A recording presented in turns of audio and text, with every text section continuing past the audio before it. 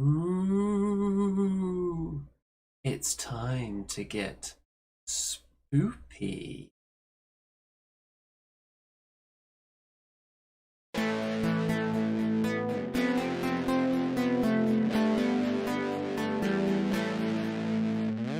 It's the Andy and Remington Steel Show on your screens tonight. It's the Andy and Remington Steel Show for your home delight. We're talking about Age of Sigmar and anything else that is cool. Talking about Warhammer Fantasy, it's easy to learn the rules. Andy and Remington, Andy and Remington, Andy and Remington Show.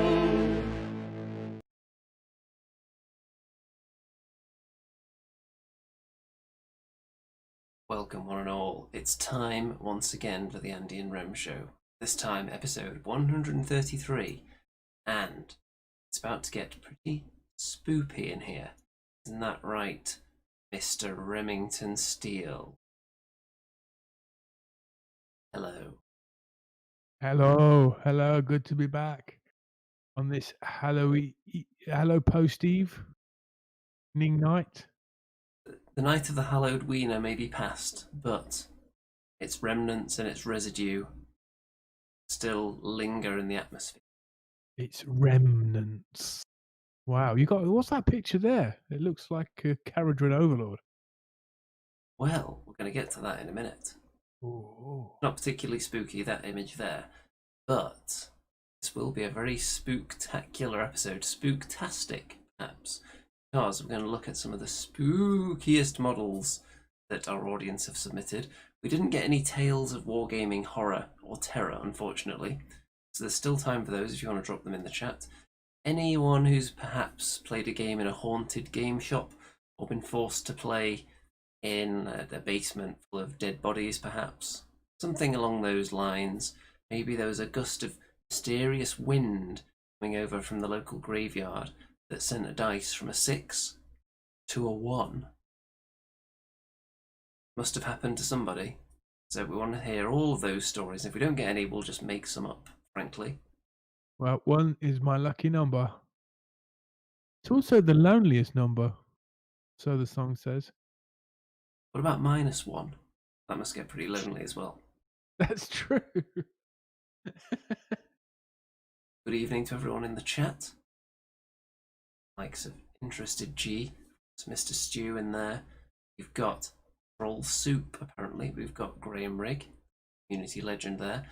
Some chump named Remington Steele is in there at the moment as well. As the viewing figures start to climb, now that we're on the air, people are still getting used to this new start time, so the viewership does tend to pick up through the episode. So before we get to anything too spooky, just to ease people into the nightmarish cavalcade of chaos that we've got prepared for them, shall we have a look at this guy? So, who do you think this is? I know who it is because I looked at the Games Workshop site and I was appalled, frankly, when I saw the first image. And then I saw the second image and I thought, okay, that's a bit nicer because you can see his face. Is it the return of Joseph Bugman? It is not. Oh. This is somebody who's parading around the mortal realms claiming to be a relative of the original Bugman, who is, of course, pictured here. Had several different incarnations in model form. And now, I like that one. Jacob Bugmanson. There he is. Bugman's son of Bugman. The 11th. Yes, Jacob Bugmanson, the 11th, as follows his ancient sire's noble calling as the foremost Dwarden brewmaster general, no less. Some decry the validity of Jacob's heritage, usually his rivals who brew vastly inferior ale. So he heads around the mortal realms, distributing his delicious ale, all. Sometimes wearing a helmet, perhaps when he's in the sky. Sometimes he takes it off. Are you a fan? It's growing on me for sure. I like that version, the bold guy. I like that one, yeah. It's pretty cool, man. This is the first time I've seen any dwarf, as far as I can tell, in this kind of Caradron armor without a They just look helmet. better. They look so much better without the helmets, for me. You won't get too much of an argument. I Celebrate the mean festive season. You're I going mean, to be picking dwarves him look up? that they gotta you gotta see the beard on a dwarf, right? I So, think so. I think they could have had the beards poking out. Gonna be grabbing yeah. one. I mean, the thing is, it's like, look at the technology of the Kharadron overlords. You'd think they'd find a better way of distributing the the nectar. Maybe it would be in a giant zeppelin, and they'd be spraying it down onto the realms via a giant hose. Hmm. I don't know, seems a bit inefficient to just carry it on your back. Interesting. You'd hire this guy at one of your Mortal Realms events, and he'd fly one of the Caradron airships overhead and get out his ale hose and just start spraying all the crowd with it. Sounds like a party. I like it. I think what's the price point? I think we're looking at probably 20 quid. Well, I can tell you that the price in dollars has been leaked to be 35. Mean $35. probably if it's maybe the late 20s in pounds we could be looking at here. That is pricey, man. Is this a sort of a Christmas special? It seems that way, doesn't it? In time for the festive season, which we're nowhere near. $34, you say? $35. That's £27. No. Whether it'll be exactly £27, we don't know because it doesn't translate 100% prices. Stu would like to see more helmetless Caradron, less like an army of robots that way. That is true. Could have even had them with like glass domes over their heads, couldn't they? Like little space faring dwarves. That'd be kind of cool. So you Yeah. could have I seen all don't the know how you'd personality. paint the face Yeah, you would have had to if it's stick got the a little. dome over You would have it. had to stick the dome on afterwards. Although knowing GW and their technology, they could have made a dome that you don't have to stick in place. Because obviously, if you apply glue, then it can cloud up on the inside sometimes, or it'll melt the paint depending on the glue you use. So they could have had like a little clip system, so it just slots in and out with a bit of a squeeze. Yeah. So you're a fan, Andy? I don't think I can see you parting with your cash though to get this. I would think about getting that. I didn't get the Gotrek character, the new Gotrek. I think he looks brilliant. So what would you rather have, Gotrek or Jackal Bugmanson the 11th? I think if I was going to be getting to grips with the Caradron Overlords again, I would pick this guy up. He would fit in quite nicely. Other than Yeah. that, then I can't see any reason to buy either of them really, because I don't think they're quite as nice as the kind of dwarves we had back in the day. I don't think the current the Gotrek or Gotrek, I like to pronounce it, as nice as the old one. Which is Oh, a come weird thing to on. say because the old one's such a strange looking old model, but I prefer it. I don't like it's the one with the ridiculously built up base, the new one, isn't it? Yeah, with a giant pile of rats he's just killed. I kind of It's like it. nice, but I think it's excessive. Mm. The old one had some kind of character. Well, it's just been dastardly timing, hasn't it, for the UK, especially because Games Workshop is about to release on pre-order or whatever, or a bunch of new miniature sets, and they must have sent them out to the shops or just about to. And then we've been hit with another lockdown, which starts on Thursday. So I was seriously debating whether I should go to the model shop tonight and get stocked up with stuff. And then I changed my mind at the last minute and didn't go out. I thought, look, Remington, you got in your pile of shame to keep you going for a month. And if you really want something, I can order it. Correct. However, your optimism for your own personal hobby situation isn't necessarily reflected in the industry, because I couldn't help noticing what appears to be crash. A deep wound. A deep wound. And in fact, Andy, it happened almost the day after last week's show. Because last week's show, Games Workshop shares had hit an all-time high of £111 a share, and that's what you see in that graph there. And yeah, so news of another lockdown and the American election, and just bad vibes generally sent the stock market plummeting. And Games Workshop was no exception. Although it weathered the storm, it lost about 10% and went down to, I think it went down to something like £98 a share. And I was thinking, now Remington, this is your opportunity. Maybe I should buy some more, because the fundamentals are great with Games Workshop. They're about to release uh, their quarterly earnings soon, and I'm sure that they'll blow through previous earnings, and it will go up even more. But I chickened out. I thought I'm going to hang on. I didn't sell. I hung on, and today and yesterday, it's recovered quite nicely there. So you can see the deep cut is healing nicely, and there you go. So you don't think that maybe this deep cut last week was caused because the first week of Witch Coven, people gave it the benefit of the doubt. Second week, people think this is the end of the hobby as we know it. This is no Forest of Rem. And people started just selling all their stock, right, causing this to plummet. And now, they've kind of got to grips with it a bit more. They're understanding the method to your madness, and they're willing to give it a second chance, which is why you see the shoots of recovery here. Possibly, or maybe the Sons of Behemoth that sales started coming through, and so that's shot the stock up, right? Maybe that's a thing. But I made a vow that I wouldn't sell my shares for at least 1 year. I'm not allowed to sell until at least January. Last week I was £500 up. On Friday it went down to being £400 up, and I was a bit nervous, but I've got such a safety net there. I thought, no, I'm going to hold it, and it's recovered. It's recovered almost 10%. You might have to settle for buying just a regular old ale guzzler gargant instead of one of those giant, colossal beasties. Yeah.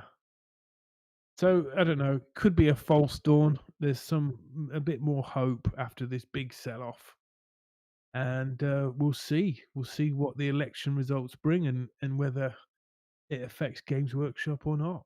I don't think it will. Time will tell. See what's next on the old links. So, ageofsigmar.com. As far as I can tell, this is a little bit of a revamp to the website. And now you've got these nifty little faction sections. If this isn't new, then it's news to me, because I've not seen this before.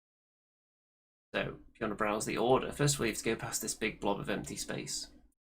And then, look how fancy this is. Each faction has its own little bouncy image there. So let's stop on. Let's go for something classic. Let's go for the old Dispossessed, shall we? So, I think even there. info, artwork, pictures on round bases, obviously. None of the classic artwork here. I won't call them throngs anymore, because there's not a lot you can buy for the old school dwarves now. Well, what are they showing us? They're showing us pretty much the last batch of releases, plus you've got the old crossbows there. You've got some thunderers as well, the plastic ones obviously. So presumably they're still available if they're showing them to us. Well, that's 3 boxes then, isn't it? Because each box you can do 2 builds. So you've got Ironbreakers and Longbeards, and you've got Longbeards or Hammerers, Then you've got iron breakers or the ones with the fire hoses, and Iron you've got Drakes. iron drakes, and you've got crossbows and muskets, and of course you've got Belagar iron hammer, and maybe a couple of engineers and rune lords. I always found Belagar Ironhammer was the most fun Total War Warhammer campaign. It was tough, wasn't it? It's a tough It's one that. difficult, but he also gets the bonus of starting with his ancestors. Yeah, I love them, and they should bring out those as models. I think as dwarf ancestors, and they're kind of You, like ethereal. you can keep them alive, then. And That'd be then cool. I'm back on the Warhammer Total War tip. I'm doing I did notice the I saw you on Steam racking up your 4,000th hour.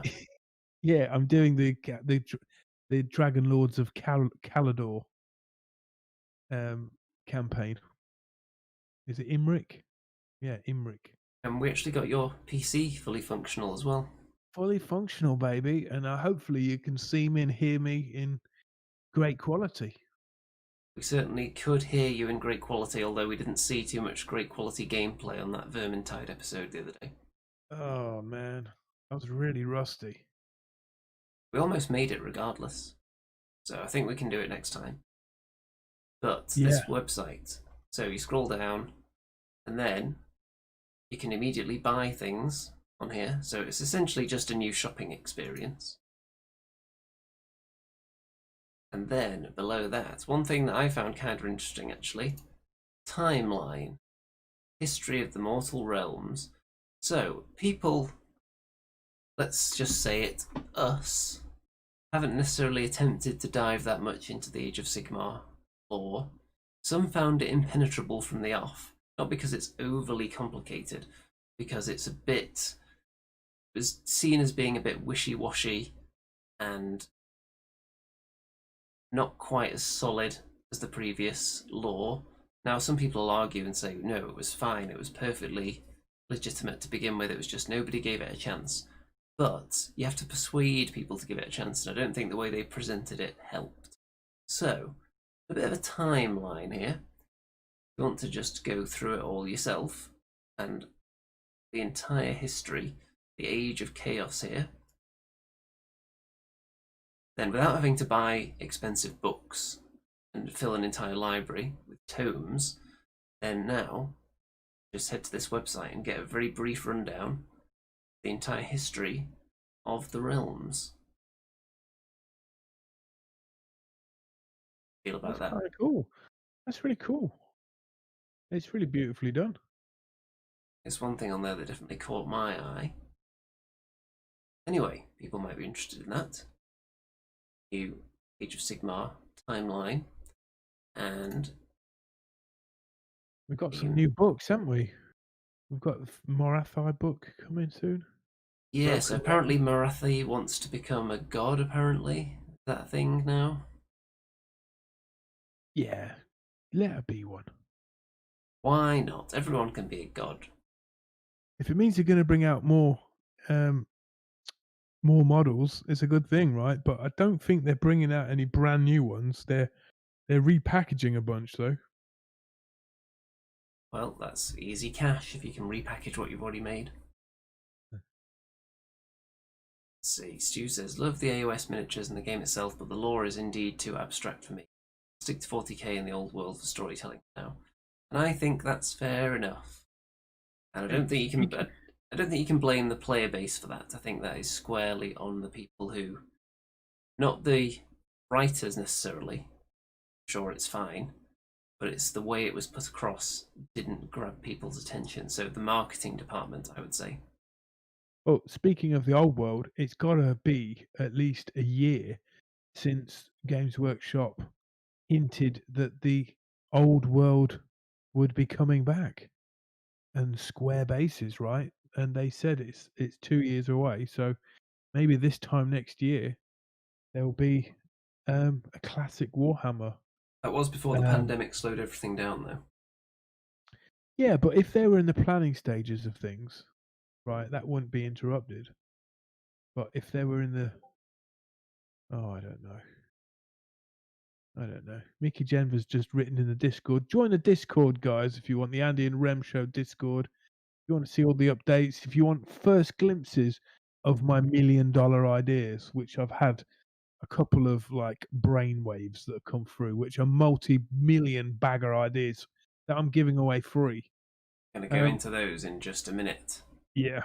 After our next snippet here. So, Steam, the home of many a GW licensed game, some of which are god awful, some of which are very good.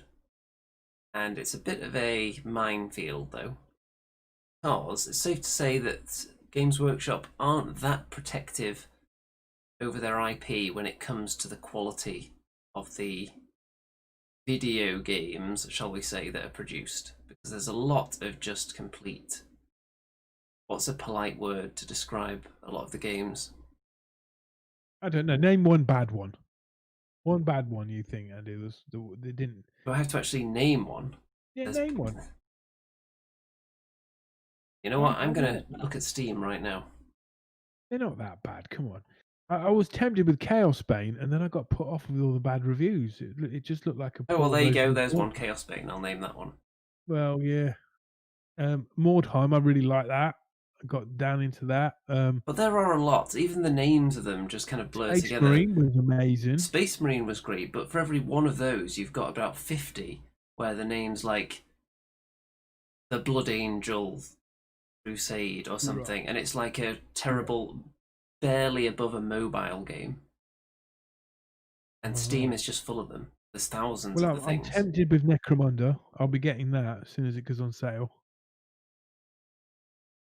What about the Age of Sigmar one? No, do you know? Oh God, Beastgrave, Shadespire. They made that into a video game, didn't they? They have. And I think it's pretty much a replica of the tabletop. Oh, Much might like be a some way of to their learn Space it. Hulk games. Yeah, the Space Hulk, and then they had. There's flipping low, especially 40k. There's low. I mean, Total War's been unbelievably good. And I'm going to play this video silently. So if people go on, want to then. actually hear the sound, they can play it What themselves. is this? Is this a game that's coming soon then? It's coming in 2021, and it's an Age of Sigmar game, apparently. I So, nearly bought shares in the company. Well, I actually bought shares in the company that is making this game called Frontline Gaming, and I think I bought in and I didn't hold them long enough. But if I had held them long enough, they doubled in price. So must be Frontline interesting. Gaming, you say, because it says here Carbon Studio. No. Oh. But it says it's a Interesting. VR game, so look at this. Frontier. Sorry, Frontier Developments. Are they involved in this then? Well, Frontier Developments are doing an Age of Sigmar game. Oh, so not So this maybe one. it's not this one. So Maybe not. look at this VR. So there are your Stormcast hands. Oh wow! So it's like a first-person shooter, first-person. First person something, all right. Well, have you got to swat away the Night Haunt? I would assume. So let's have a look what it says. Walk the realm of death and lead your brethren to victory. Lord Arcanum, let none survive the tempest fall. Mighty Lord Arcanum / Arcanum, wielder of storm magic, and lead a Stormcast Eternal task force to recover your brethren's lost souls. Walk the lands of Shaish, battle forces of Nighthaunt, using a variety of melee weapons, powerful staves, and motion-based abilities and magic. Maybe you can just swap them away. Wow! Do you think VR is the future of gaming? Right? Not for me, it's not, because it would make me very sick immediately. It looks kind of cool. I would like to be the Night Haunt, and you have to sort of kill the Stormcast. That'd be cool. That does sound pretty cool, actually. But I'm sure it'll be popular for people into that sort of thing, people who can handle having their vision shaken like that. Not me. I'm not a fan of the old, let's just say, motion in general. which tends to lead to motion sickness. Well, Andy, you better get used to that because it's the future, my friend. It may be the future of gaming, it just means I won't be doing any of that gaming. I'll be Yeah. living in the past, playing my nice, flat, still games from the comfort of my chair while everyone else is flailing about and wearing silly helmets, frankly. Maybe they could do a Stormcast VR helmet. Oh. See, you could look like one of them at the same time as playing the game. Yeah, You'd be the coolest kid in school, no doubt about it. that's $1 million idea there, isn't it? They're probably already working on a Space Marine helmet as well, for similar purposes. Mature content.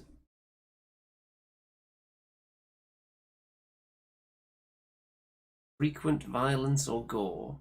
General mature content. Okay, Andy, what have we got next?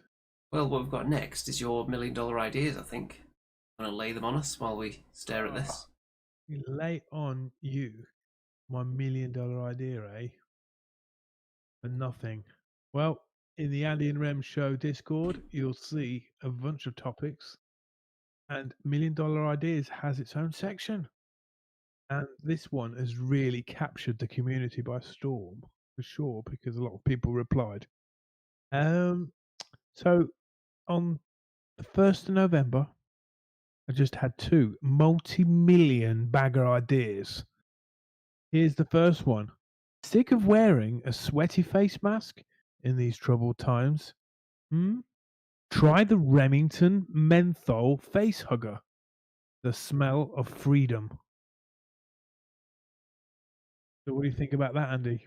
That's an anti-COVID face mask, but it's got a fresh scent of menthol or any other flavors you want, cinnamon, turmeric, or juicy fruit, whatever you can think of. What if you get sick of that fragrance?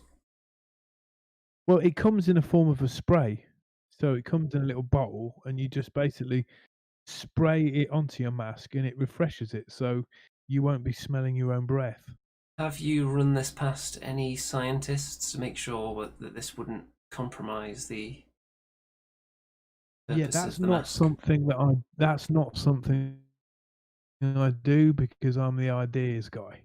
So that gets taken to a different department. So not the Remington department then. Supervisor for that. You pass it downstairs to Void somebody. Captain Bazooka says, "Is it just Vicks rubbed in a sock?" Well, that's part of our testing process actually. So we could try that, and see what happens, and then sell that. What's the other idea? Okay, well, that's a brilliant idea. Let's just stop there, because it's beyond COVID. It's amazing because think of all the people in the medical industry, surgeons, nurses, theatre staff that have to wear masks. Why can't they be fragranced? So that's that. And the second multi-million dollar idea is the Remington Magna screen. I'm sure as some of you approaching my age or beyond, you're experiencing long-sightedness. And when you're looking at reading things close up, it becomes quite difficult and you have to take your glasses off to read, then put your glasses back on to watch the TV. But what if the screen on your mobile device was set to your prescribed lens, right? Or it was like a screen protector that was your eye prescription. That means other people couldn't see your phone, but you could if held at the right distance. Yeah, I'm not gonna pitch this bit of input to you. This is gonna go to your department that actually take these ideas on to the next step. I would ask them whether that is feasible and that distance would be an issue, whether it would be an issue or not. Any opticians in there might want to let us know. Well, taking away your usual dissension, we've had some fantastic responses. Stu Gibson, those are actually quite good, Mr. Steele. All right, that's saying a lot. And that's from someone from Scotland who knows a multi-million bagger idea when they read one. Mickey Genver says, wait, Rem is doing sensible inventions now. This is crazy. In fact, anyone that wears glasses, take your glasses off, put them against something, and then kind of sit or stand at various distances away and tell me if it helps or hinders. Well, obviously, it's got to go through a process, right? But the actual, as a concept, I don't think that's been done. I've never seen it before. So there you go. I just don't have time to see through these ideas like I would want to. So this is why I give them away. You know, maybe one day I'll get the credit. You're like a billionaire inventor on your deathbed, still swimming with ideas, so you decide to bring the news cameras in and just start firing out everything that's on your mind with your last breaths. It could compile it into a book, right? It'd be like a future, like, you know, a future Einstein's lost book or something, you know? Einstein's lost book. $1 million idea. Okay, it's time to get spooky. So, we asked the audience and the wider community in general their spookiest miniatures. That can either be miniatures they've painted themselves or just anything that's existed out there. And some people in the chat have got some of their submissions here. So, one of Batzuka's favourite spooky miniatures is in fact the classic Terrorgeist here. I'm sure Mr. Remington is also a fan of the Terrorgeist. Let's have a look. I got distracted by the chat there. In all its deceased bat glory. What's the question? Do I like the Terrorgeist? Yes. Do you find it spooky? Well, I used to have a Vampire Counts army, and this was the only model I didn't have. I kind of wanted it, and I couldn't decide which one to get, whether to get the Vampire Lord on Zombie Dragon or, you know, the Ghoul King on top of this fella. And a Terrorgeist at various points in Warhammer 8th edition was flipping amazing with its deathly scream. It was rightly feared. Mhm. Flying around, and some of the large monsters weren't particularly taken widely those No, days I because of the didn't get it in prevalence the of end. cannons. Yeah, yeah, and they often had like 6 wounds. So if you scored a hit with the cannon and you rolled a 6, it would be like dead in first turn. So that kind of Yes. sucked. But the fact that people still took Terrorgeists should tell you. Be tasty for a period. Pretty tasty indeed. I never got this model because I thought if I'm going to get a big dragon, I want it to be glorious looking rather than looking like a moth-eaten, you know, skeleton. Well, I do like the classic zombie dragon. It's one of my favourite dragons. But this Terrorgeist is also very nice. I think this is the official GW paint job here. There is actually a Terrorgeist somewhere in this house, but it's not mine. They've got, you can't see the head properly there, can you? But it's got sort of a dog head, the Terrorgeist. It's kind of part dog, part bat. Yeah. Very creepy. Moving on. So these are some models presumably painted by Fun Factor in the Discord. And some vampires there. Oh, they look like Sartosan vampires.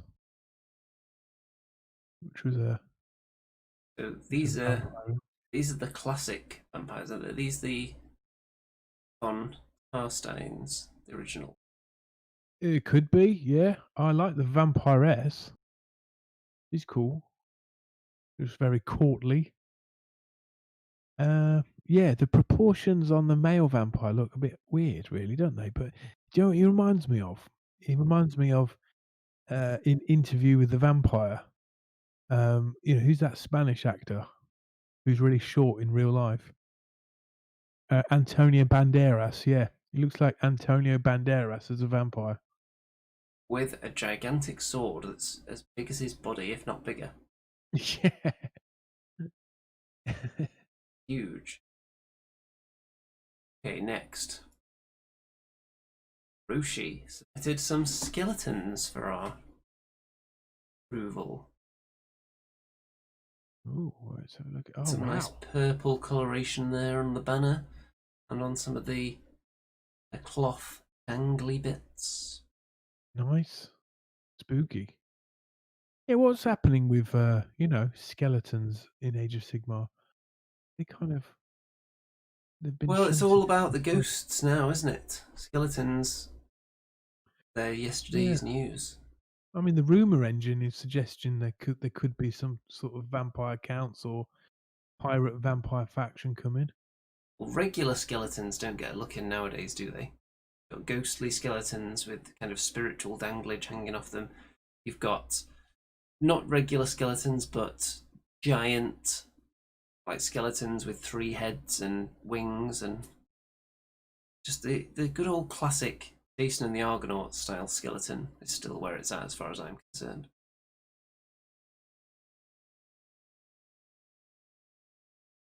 You may respond. Interested G is asking, how did you two hosting this show together ever come about? Well, it's funny you should say that, because there's an interesting story to go with. It's not that interesting, actually. Really, what happened was, I think we were both trying to get in more games of Warhammer, preferably without having to go anywhere. We started doing those Universal Battle games, and some people actually watched them, even though they were up to 5 hours long. And then we were in the midst of our Universal Battle season, and then the rumours of the old world being no more and Age of Sigmar popping up. Words Age of Sigmar and the first picture of a Stormcast.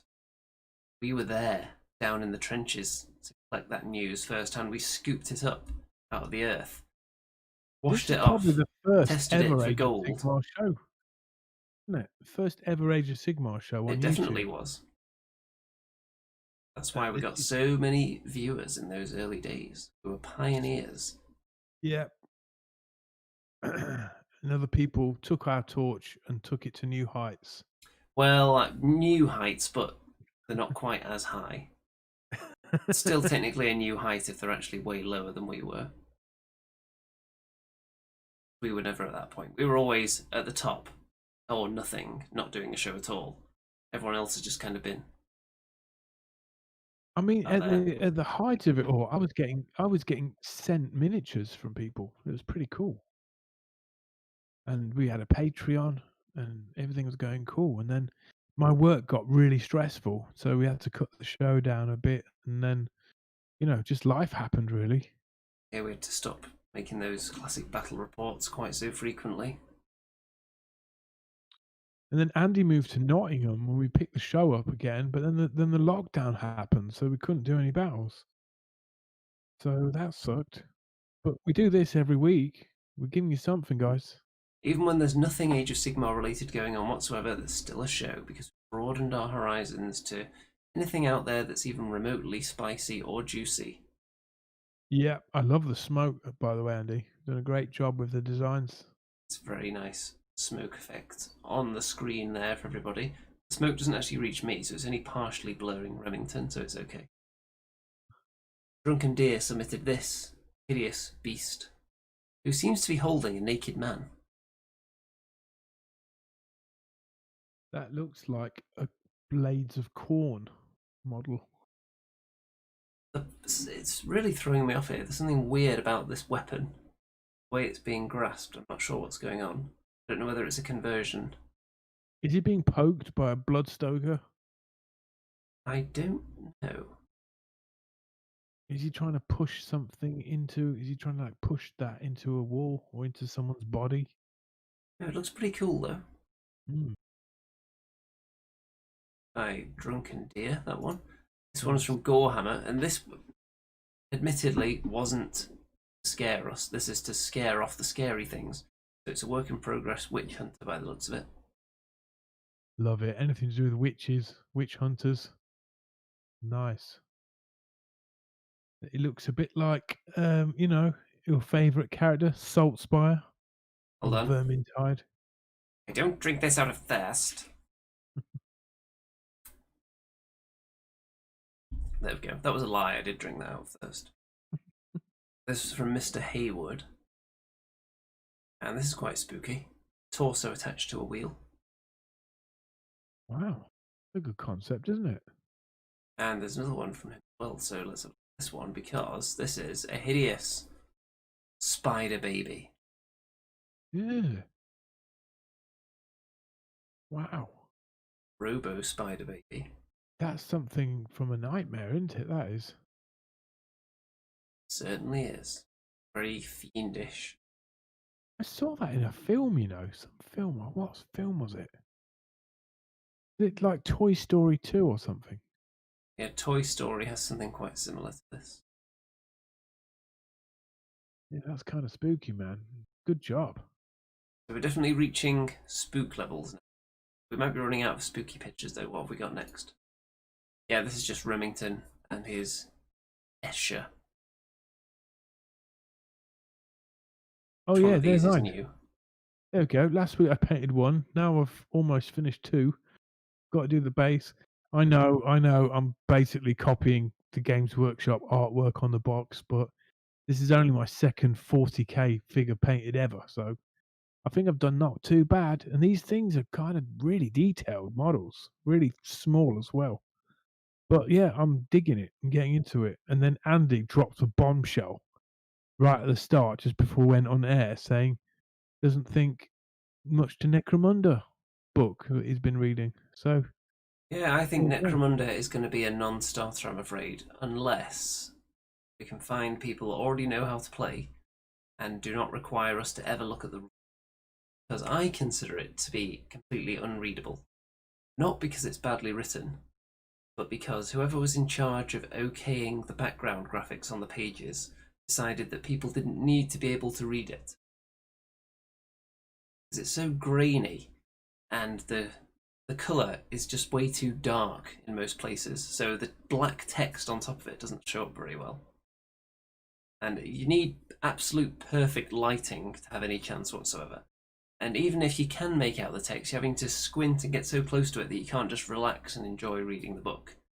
To really concentrate your energy on it, and it's not ideal at all. But anyone in the chat who's got the Necromunda rulebook, give us some feedback, what you think about these publications. It's not just the main rulebook either, it's all the Necromunda books follow the same patterns. Obviously, the first one came out and they thought it was fine, so they kept doing it. But I can't abide it, I'm afraid. Very specific criticism, isn't it, there, Andy? But the models are awesome. I mean, maybe I should have converted these into witch elves. Models are awesome. Yeah, and I like, you know, I like this selection because they come in different shapes and sizes of the feminine form, and I like that. They're not all kind of skinny, spindly, you know, females. They've kind of got some meat on them, which is good. Now, we've only got one picture left, but I believe that is for Witch Coven. Save that. And next up, we have got everyone's favourite segment. It's a very spooky themed What the Hell Is That, obviously. So, before it pops up, here is the What the Hell Is That?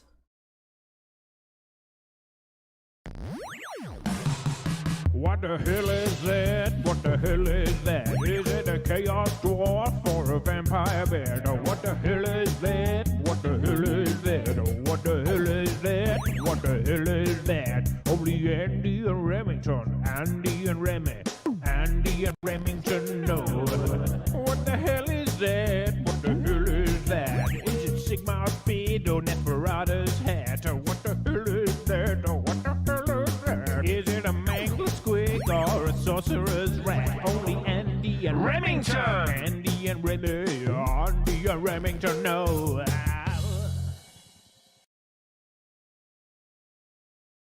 Well then, what the hell is that? There are two miniatures pictured there, of course, shrouded by terribly spooky pumpkins. What are they? First person to mention both of them in the same message, in the same post, same comment, wins. Is the second one Thrud the Barbarian? It is not. Hmm. I can see where you're going with that line of thought. I can do the one on the left, but I don't know about the one on the right. I That's a don't think good this will enough. take long for people to get. It's not a particularly difficult one, unless they're too spooked out by all those grotesque pumpkin faces. They can barely focus their eyes on the screen long enough to Now, analyse the picture properly. will Rafael Madge, will he take the throne?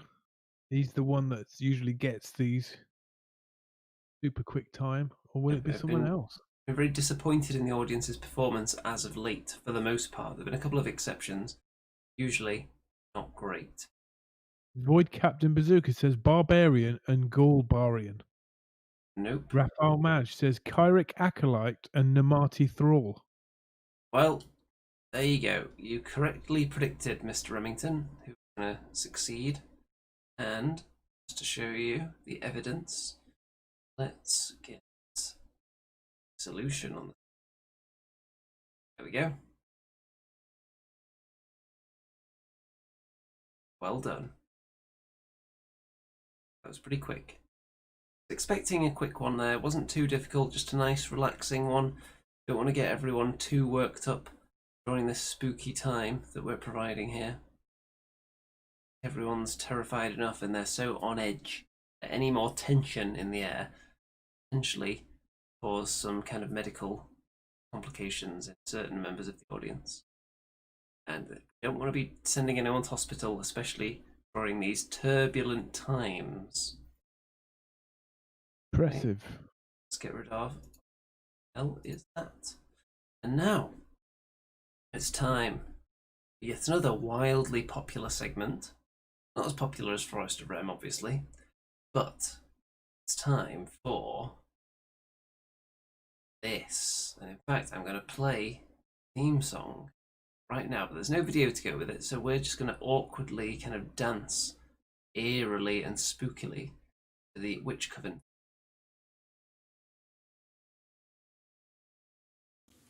Witch Coven,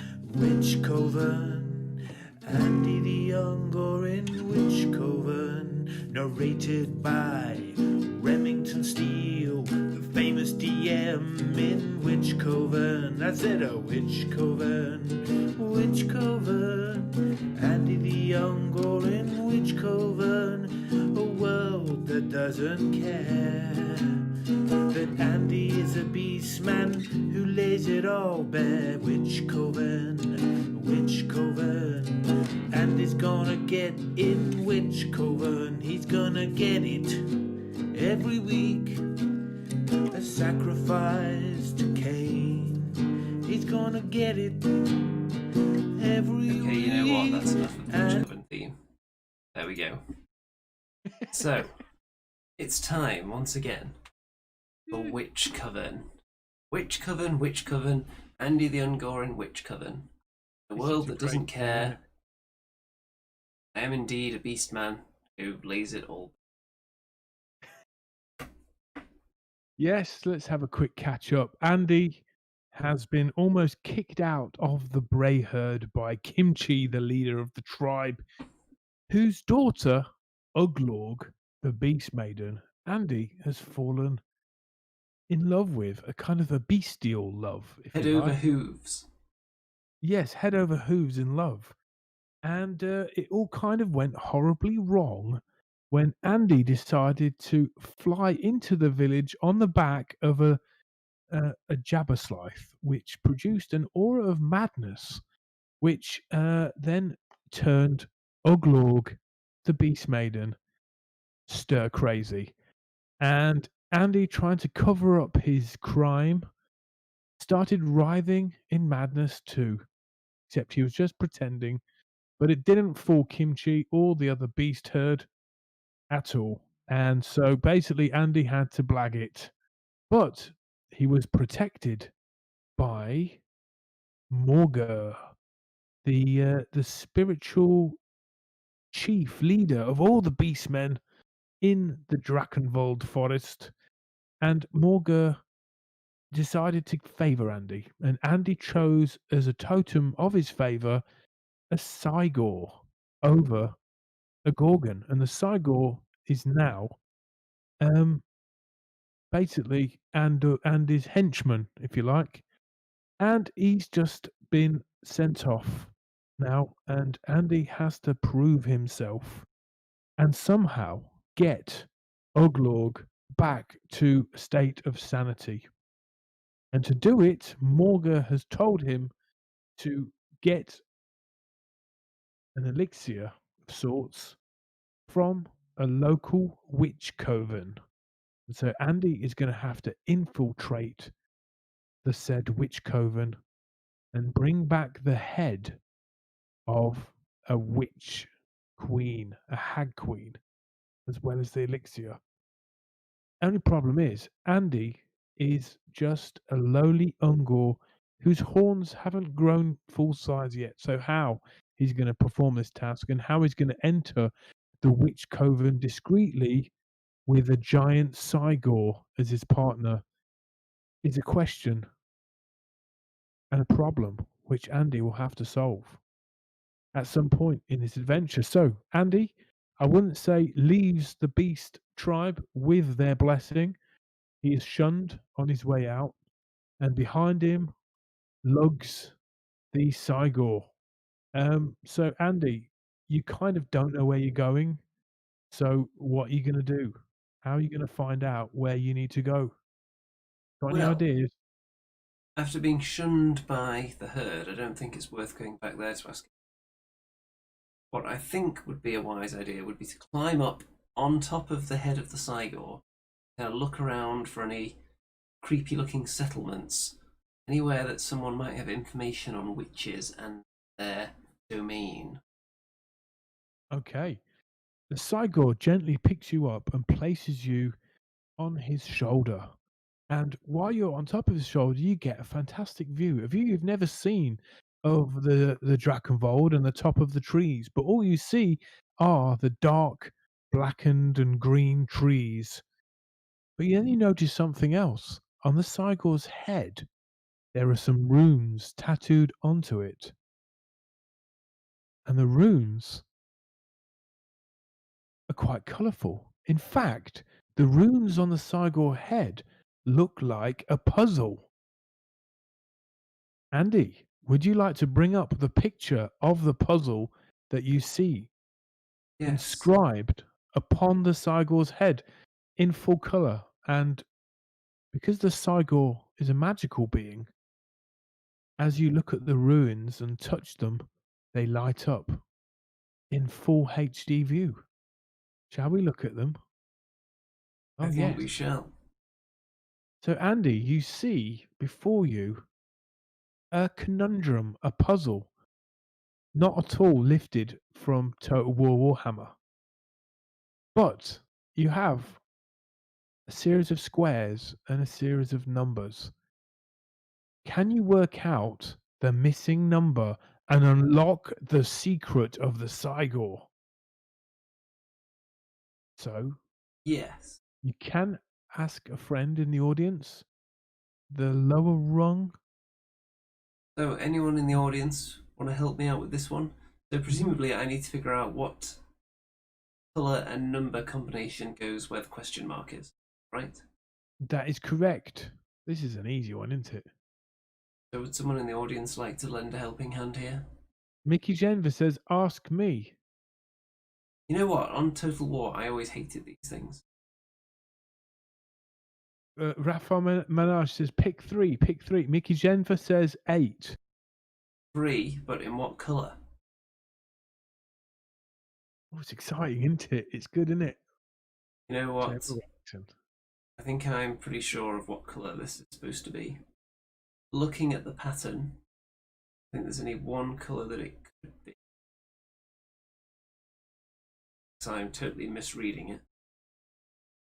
But to me, with my mild colour blindness, I've had to enlarge the image to make sure I'm actually seeing the colour correctly. So, is there a purple there? It is purple. You could say purple, you could say blue, you could say red, or you could say yellow. Okay, so if we're going with 3, like Raphael said, I'm going to say purple 3. And Andy the Ungor is going to input that into the runes on the Cygor's head to see what happens. The answer has just been sent to you. Maybe from the gods, maybe from some small part of your tiny Ungor brain, or maybe it's been sent to you in picture form on your Discord, and you can share it with the audience. Dun, dun, dun. Is that true, in fact? Let's have a look. Did anyone get it right in the answers? Let's have a look. Avoid Having a look at tapping the my negative Ungor board. mobile device here.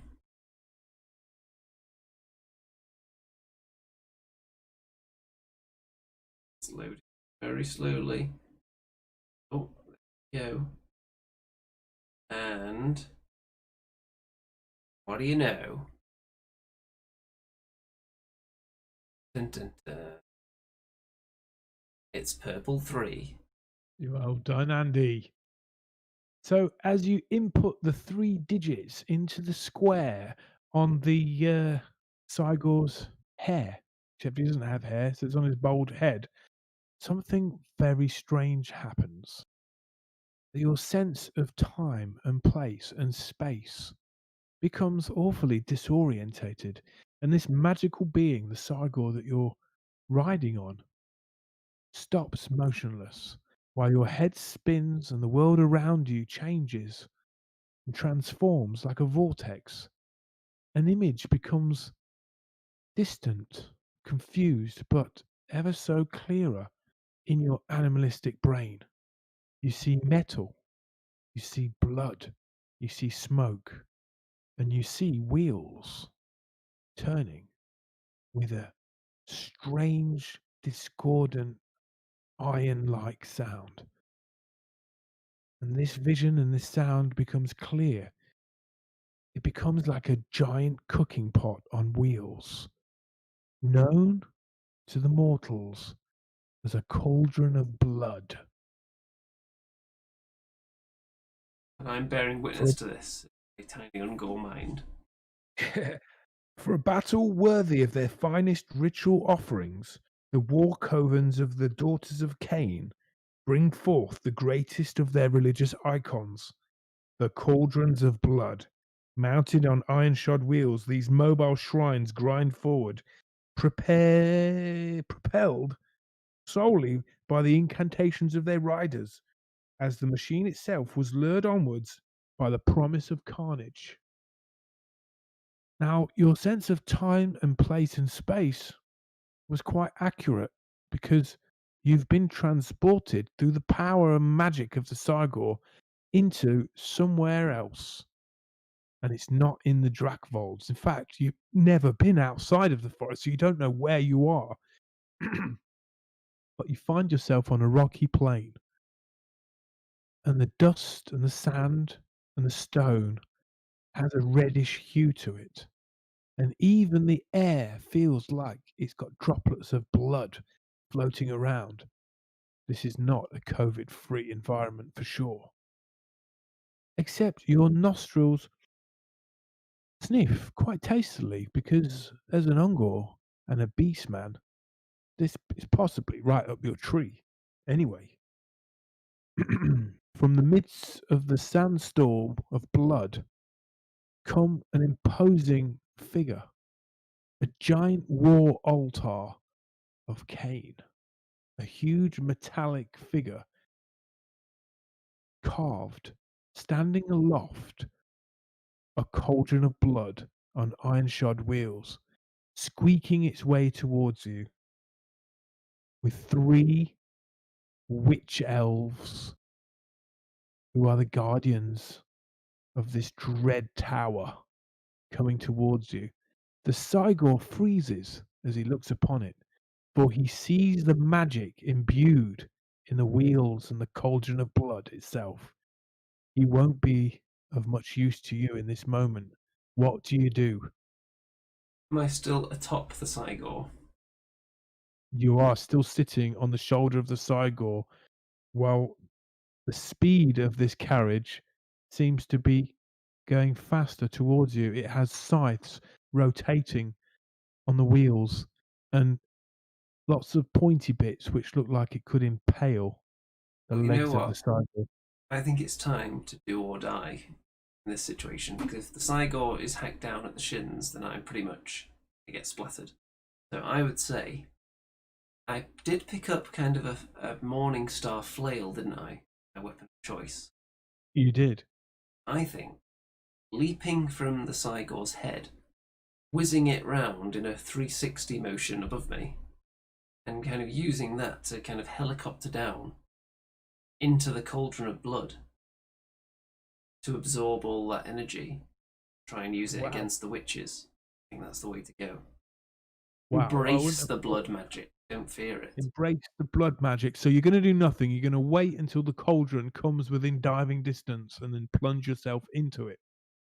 Not plunge, because it's quite a long way down. I don't want to splash it. I want to kind of gently windmill down into it, and if I can take out a couple of witch elves on the way with that 360 weaponry, then Well, they're cackling with laughter. A couple of them are holding chalices filled with blood, at which they're drinking. And in their culture, it's perfectly fine to drink and drive. But one of them has a sort of a pokey, speary trident, which, if you miss you on your plunge, you could easily get skewered and become a beast man barbecue. well, I'm going to risk it. You're going to have to roll on your initiative, and your initiative, being a beast man, is initiative 3. So roll a d6, Andy. If you get a 1, 2, or 3, I'm perhaps you won't get shish kebabbed. rolling my giant d6. Here we go. It's a 2. Oh, that's good. So, she pokes her spear at you as you descend down from the Cygor, and it nearly grazes you, but your bestial instincts manage to avoid that, and you plunge into the blood cauldron. And as you do so, it sizzles and boils around you, and you can't help but squeal with pain because this blood is hot. Hot, hot, hot. And it seems as though you are going to be a somewhat strange recipe for their witch brew if you stay in this cauldron. What are you going to do? Are you defiling it with your very presence inside the cauldron, or are you just going to get boiled alive? Well, I think it's already been defiled by my very presence. So I think before I get boiled alive, I should emerge, pose before them as some sort of divine, blood-bound being. Well, you plunge headfirst into the cauldron. You come up for air. You can't help but, taste the blood. And actually, it tastes quite bittersweet. A bit like sort of wine, I suppose. And you become sort of dry mouthed, even though you're immersed in the liquid. A liquid that came from many life forms. It seems as though you've shocked and bewildered the witches, and their laughter turns to shock and, I wouldn't say awe, but annoyance. And then your eyes look up to the statue of the effigy of Cain, holding a beating heart in one hand and a sacrificial sword in the other. And you thought this thing was just metal, but now it's moving. Its head looks down at you and its eyes glow. And slowly, the metal statue starts to move. First, its shoulders squeak and creak, then its arms start to move down, and its hands, well, they're holding things at the moment, but the sword arm comes back as if it's going to just stab into the cauldron and into you. Is it time for you to activate your Gargant, your Cygor, or will you take on this possibly giant and iron skinned Lord of Cain? Well, if I can somehow encourage the Cygor, gazing upon me covered in this magical blood, imbuing me with some level of majesty, I would imagine. I'm standing there, this blood flowing down. in all those kind of matted beast fur, then I think the Cygor looking on should be certainly roused into life now. Something very strange has happened, Andy. The witches, through the blood magic, have been able to activate the spirit of Cain within the statue. But as you've immersed yourself in their holy liquid and even drunk from the cauldron yourself, you have become intertwined with the Cygor itself. And you can activate the Cygor and let it do your bidding.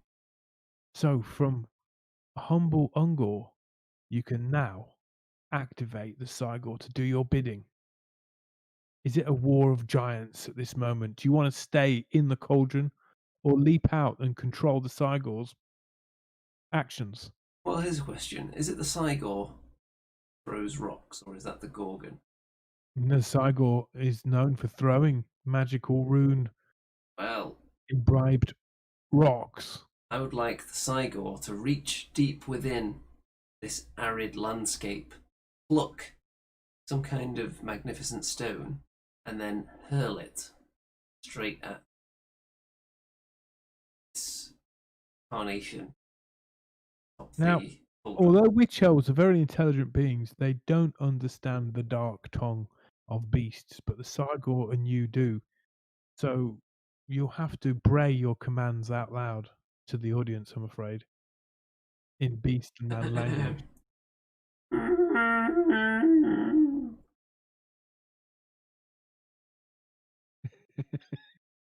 We've got some good suggestions in the chat. Yeah, there's too many to talk about right now. Okay, the beast, the Cygor is aroused and is obeying your commands. It reaches down a whole lot faster than the iron effigy of the daughters of Cain, who doesn't have the fastest initiative for sure. The Cygor reaches down and from the very ground of the stone plunges his clawed hands into the earth and releases a giant boulder over his head. Do you wish him to throw this at the statue of Cain? Yes. Now, bear in mind, if he misses, he could get a hole in one into the hot pot during you. Well, I would assume I would have some kind of chance to dive out of the way if that's the way it's heading. Well, Worth an attempt. let's roll a d6. Now, if it hits its mark, it's surely going to do some woeful damage onto this chariot of Cain. Let's see what you roll, Andy. Yeah. Go for it. It's a 2 again. It's a 2. Well, it's very hard to miss this magically infused vehicle, if you like, and the Cygor definitely is attracted to all things magical. So you get a re-roll on this one. Oh. Let's see if I can roll 2 again. Okay, I think this dice is wrong somehow. That's another 2. I'm going to keep rolling until it's not a 2. It's a 2. The gods have ordained it. It's a 2. It's hard to miss the cauldron of blood, but he doesn't miss the cauldron of blood. In fact, the giant rock hits the cauldron and not the effigy, and it hits it with such force that it splashes all around the ground, around the chariot, and gets knocked off with Andy the Ungor still inside it. But you kind of are protected by this huge half cylinder. The whole thing gets knocked on the floor to the terror and disgust and fright of the witch elves. In fact, they jump off as the whole thing comes clattering down. So not only have you defiled their cauldron, you've now more or less destroyed and cracked the thing. The blood seeps into the dry, arid landscape, and almost immediately things start shooting up from the earth. Small plants, small green shoots, in a matter of seconds, turn into what look like man-eating fly traps. They're very small at the moment, but they're growing bigger and bigger. I'm sure they wouldn't mind feasting on Andy the Ungor. But before that happens, it's time to roll for the effigy of Cain. How will it react to this defilement, this blasphemy? Okay, I'm gonna roll. 2 again. Just so you know, the dice isn't broken because I did manage to roll 6 when I tried a minute ago. In its anger, the effigy of Cain squeezes with its left hand, and the heart that it was holding in its hand explodes, and the burning droplets scatter all around the cauldron, burning the witch elf guardians, and a few droplets burn your skin too, and it feels like acid blood. But you've got a pretty hard hide, and you're not too affected by that. Roll another dice because his other hand is starting to move, and this hand holds the huge sacrificial sword. This is a 1. It's a 1, so a 1, 2, or 3 would be aiming at you, Andy, and a 4, 5, or 6 would be aiming at the Cygor. So the effigy is not stupid. It knows Andy is doing something, controlling the movements, and basically, like a human can swat a fly, it reaches down and tries to chop you in two. Let's see what happens. Roll another dice, Andy. You don't want to roll high with this.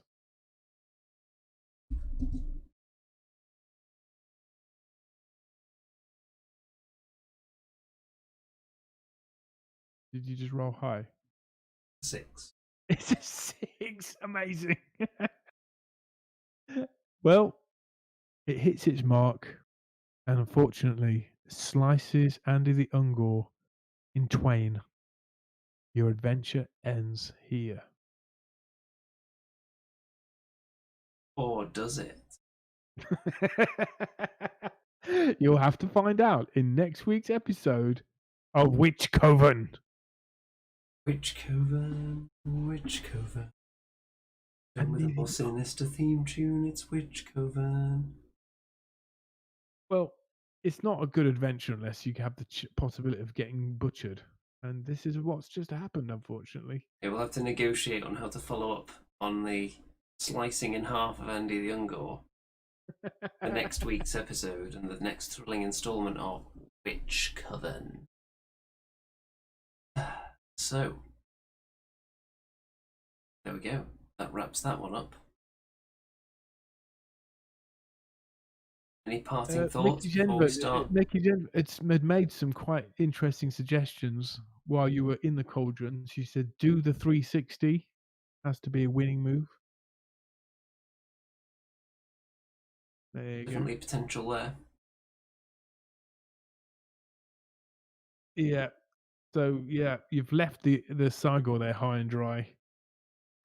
And you rolled low. You paid the price, but we'll have to see what happens. There might be one way out of this. Perhaps it was all a dream, a Halloween nightmare. We'll have to wait and see till next week. Indeed. So, don't forget to check out next week's show, of course. And in the meantime, you can check out all the links in the description, including all the social media goodness, fundraising madness. If you're impressed with the various graphics on display on this show, not only can you buy the merch featuring those graphics on the Redbubble shop, you can also check out the creator of all this wonderful artwork at Radbat Designs in the description as well, which is a Facebook page. See all kinds of snazzy creative output, and a couple of things remain as well. I'm going to head over to the old Patreon page now and personally thank all the people who have pledged to the level that allows them a personal thanks at the end of each episode. So while I'm doing that, I'm also going to bring an episode thumbnail, which I painstakingly prepared before the show, and I think you'll agree it's quite magnificent. Also, this thumbnail was assisted, it has to be said, by Radbat Designs as well. I love that. That'd make a great t-shirt or a poster. Certainly would. A Halloween special t-shirt. Wonder if the Andy one would sell better than the Rem one. I think the Rem one looks just the proportions look just so much better, whereas the Andy one just looks like he's been decapitated and being held aloft. So what you're saying is that your head is the shape of a pumpkin. my head would be more merchandisable, I would say, as a pumpkin lamp. Well, anyway, I'm going to thank the following people for their generous donations this month to the cause and the channel. So extra special thanks to the following spicy, succulent, tender people. Thanks to Graham, Kim, John, Eric, Barbara, and Guy. All of you, extra spicy. Beautiful. Thank you, guys. Don't forget to like and subscribe as well. We get bombarded with dislikes the instant you tell anyone to like these videos. Oh. So I think people are just doing it purely out of spite. Yes. Anyway. And if you could share this to any Age of Sigmar channels, that'd be cool. Because I've done that a few times, but maybe it'd be good if fans of the show could do that, and it wouldn't look so desperate. Don't forget to check out the Discord as well. It's a bubbling hub of wargaming goodness. So why not? And don't forget to check out Remington's channel as well if you want to see a new video in maybe sometime in, let's say, 2026. I've got the whole setup here to do it now. So does that mean no excuse for the lack of Remington's Pillow Talk episode 2? It's coming. It's coming. I'm putting all my magic into this show. Well, all that remains to be said, folks, is good night out there. Whatever you.